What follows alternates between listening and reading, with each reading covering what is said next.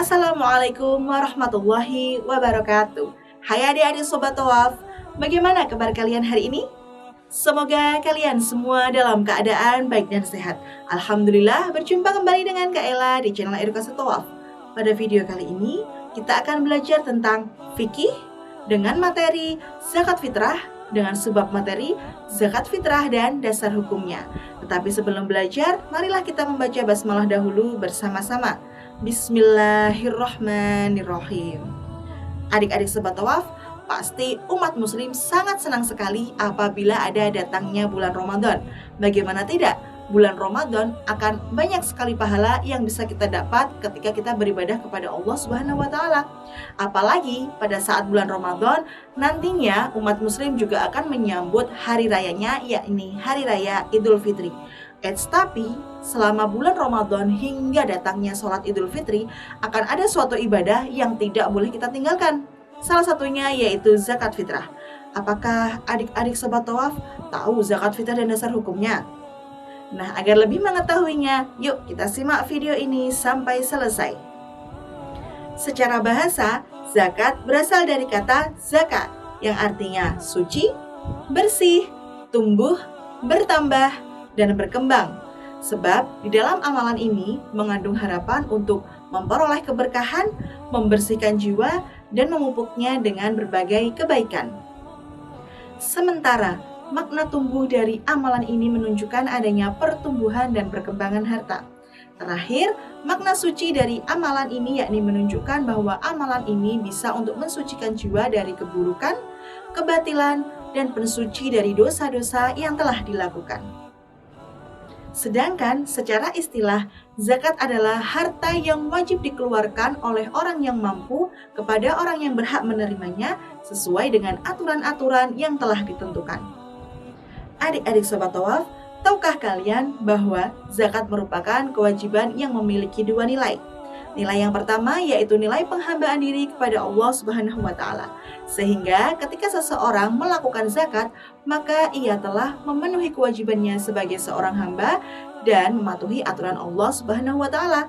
Nilai yang kedua yaitu nilai sosial. Sehingga ketika seseorang telah melakukan zakat, maka ia telah peduli dan berbagi kepada orang yang berhak menerimanya.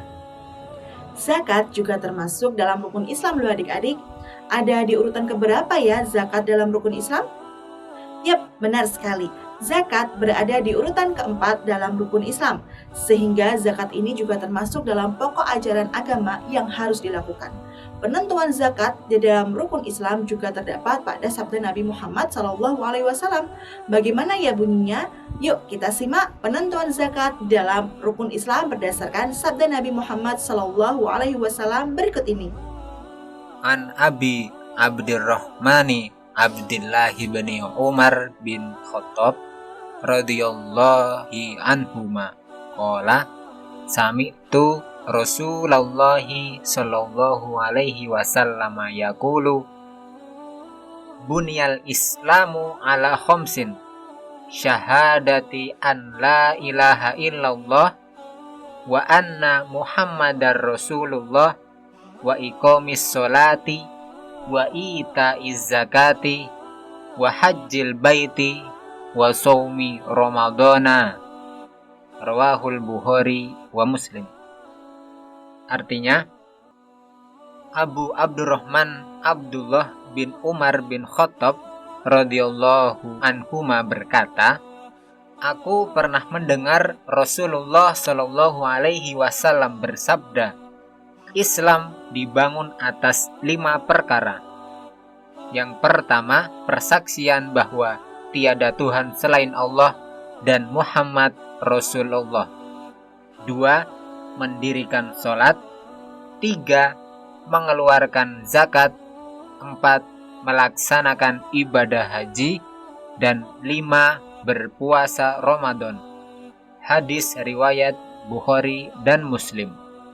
Dikarenakan zakat adalah ibadah yang diperintahkan, maka zakat memiliki tujuan-tujuannya. Tujuan yang pertama yaitu menghilangkan sifat kikir dari pemilik harta. Yang kedua yaitu membina tali persaudaraan antar sesama umat muslim. Yang ketiga yaitu menghilangkan sifat dengki. dan iri hati dari fakir miskin. Yang keempat yaitu mengangkat derajat dan membantu orang-orang dari kesulitan hidup dan penderitaannya.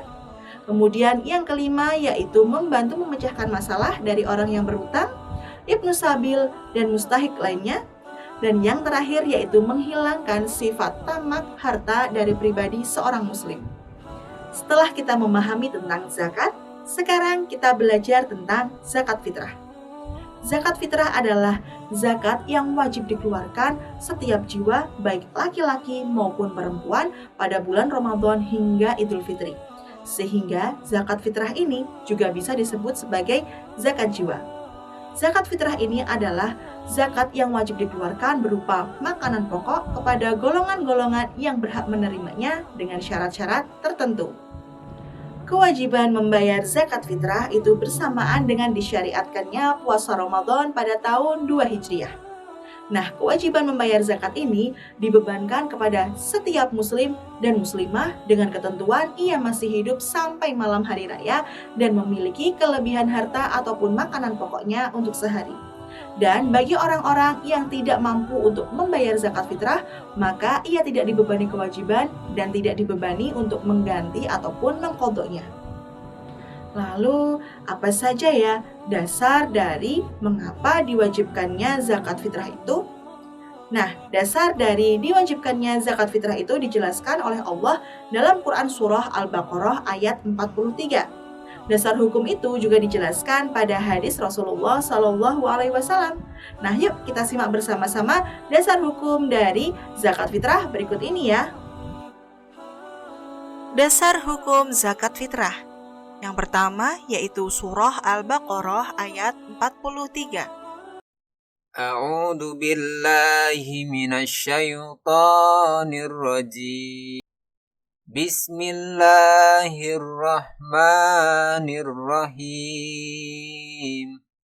Wa aqimus sholata wa atuz zakata warka'u ma'ar raki'in. Yang artinya, tegakkan sholat, tunaikanlah zakat, dan rukuklah beserta orang-orang yang rukuk. Surah Al-Baqarah ayat 43. Yang kedua, hadis Rasulullah SAW yang diriwayatkan Abu Daud. Wa ani bani Abbasin radhiyallahu anhuma qala farada Rasulullah sallallahu alaihi wasallam zakatal fitri tuhratan lis-shaimi minal lagwi warrafathi wa tu'matan lil masakini faman addaha qabla sholati fahiya zakatun maqbulatun wa man addaha ba'da sholati fahiya shadaqatun minas shadaqati. Rawahu Abu Dawud.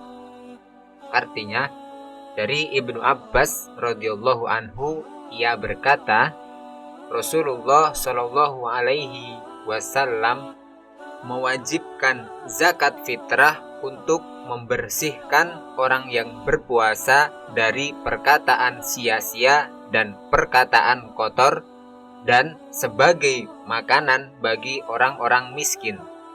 Barang siapa yang menunaikannya sebelum salat Idul Fitri, berarti ini merupakan zakat yang diterima.